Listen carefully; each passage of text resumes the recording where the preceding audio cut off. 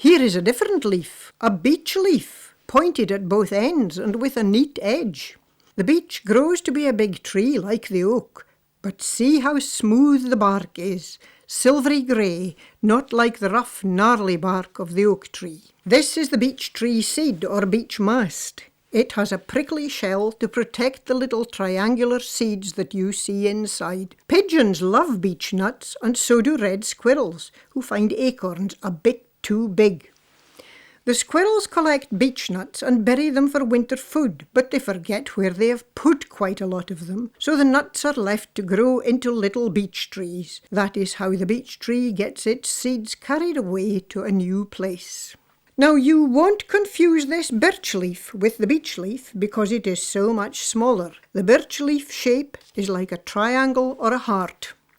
The birch tree is not burly like the oak, but quite tall and slender, a graceful tree with fine drooping twigs. Birch trees have silvery white bark. The bark is papery and sometimes a piece will peel off. This is the birch catkin or flower that will turn into seeds. The catkins hang like this from the branches in spring, like little tails. Where shall we go now? Those 5 points make the sycamore leaf look like a big paw print with claws on 5 pads of the paw. The sycamore is another big strong tree that makes good shade in summer. The sycamore seeds have wings and fly away in pairs. In autumn the seeds ripen and fall from the tree. The wind catches them and they whirl away like little helicopters to a new place far enough away to give the young sycamores a chance of their own place in the sun. If you are a tree and can't move about, it is important to get your seeds spread out where they will grow into space and light of their own. Some trees produce berries and nuts so that animals and birds will carry them off. Some seeds are light enough to blow away. The sycamore does it by giving wings to its seeds. This horse chestnut leaf is made up of leaflets, all separate, spreading out from the very tip of the leaf stalk.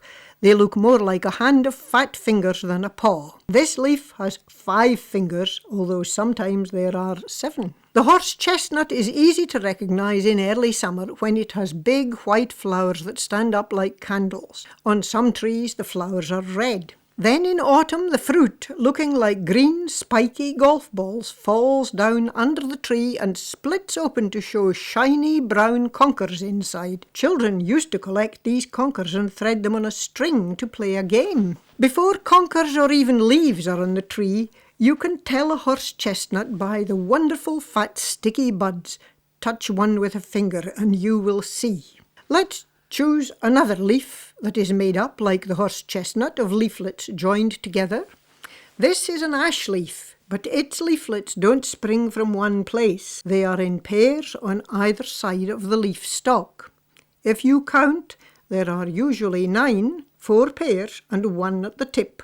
You can always tell an ash tree in winter, even without leaves, because it has these really special black buds, like strong and chunky little hooves of cows. They really are black. No other tree has buds like that. After the ash, we are going to look at a very Scottish tree. This is a rowan leaf.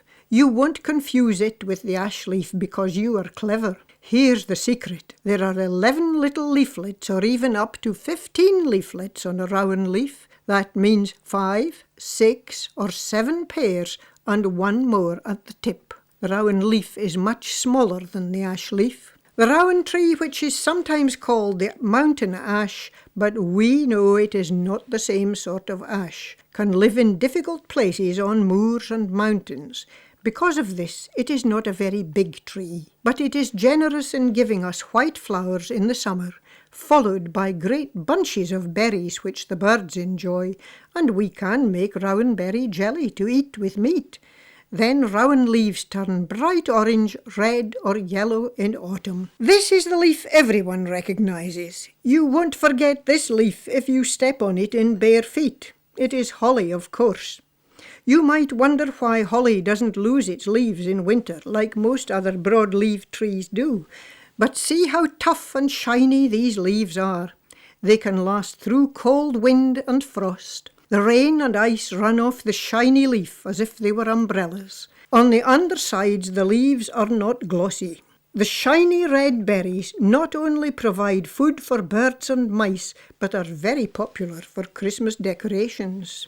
You could find holly growing wild in shady woods or nearer home as a hedge, because its prickles are good at keeping everybody out.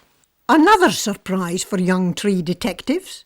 Just as the holly looks a bit like a deciduous, leaf-losing tree, but is really an evergreen tree, so the larch looks like an evergreen tree and is really deciduous, loses its leaves in winter. The larch needles are in tufts like paintbrushes, coming from those small bubbles along the twig. Larch trees are light green all summer and golden yellow in autumn. They stand out in a plantation of dark trees. Their wood makes good fence posts and telephone poles. Larch cones come from funny red flowers like mini pineapples that you can find on larch twigs in spring. Do you see? The needles on the Scots pine are much longer and shaggier than the larches. They are also more bristly. Scots pines have grown in Britain for 10,000 years, longer than almost any other tree. But you can often tell Scots pines by their pinky red trunks that glow in sunlight. The trees get quite round tops as they grow older. Pine wood is often made into planks for floors. You can find out how old this pine tree was when it was cut down if you count the rings on this stump. Trees add a ring of growth each year. Find a tree stump and count them. Here are needles that are shorter than the Scots pine and more prickly than larch. It's a Norway spruce. The neatly triangle-shaped Norway spruce is a Christmas tree, so you know already it is an evergreen. When you see big forests of dark trees planted on the hillsides, they will probably be spruce trees, planted as a crop to be cut down and used for paper making or building timber. Tree detectives need to look at the cone. Spruce cones are the ones that hang down and are this long cigar shape. Larch cones are little egg shapes, about the size of those mini Easter eggs that come in a packet. And Scots pine cones are pointed when young, then open out round to let out their seeds. If you are standing under a spruce tree and little bits of fir cone are dropping on your head, look up. You might catch sight of the red squirrel up there eating very messily. A mouse or a bird eating the cone would be more careful. You would not know it was there. This yew is evergreen and looks as if it has needles, but they are really narrow little leaves, as you can tell if you stroke them.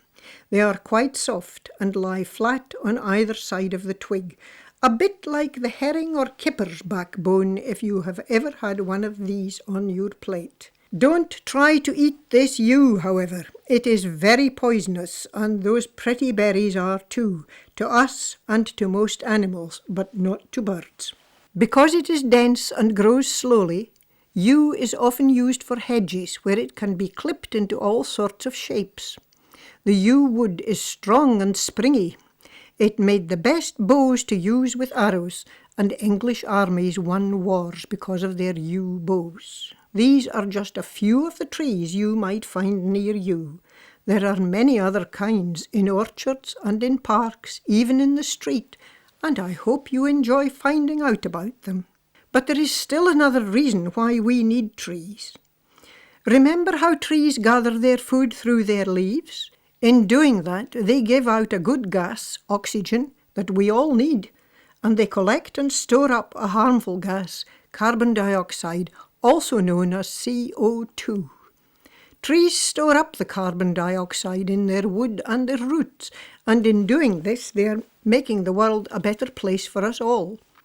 When we go among trees, we must enjoy them. When we cut down trees, we must plant more, because they are beautiful and useful and help the world to be a healthy place. Look after trees, and they will look after you.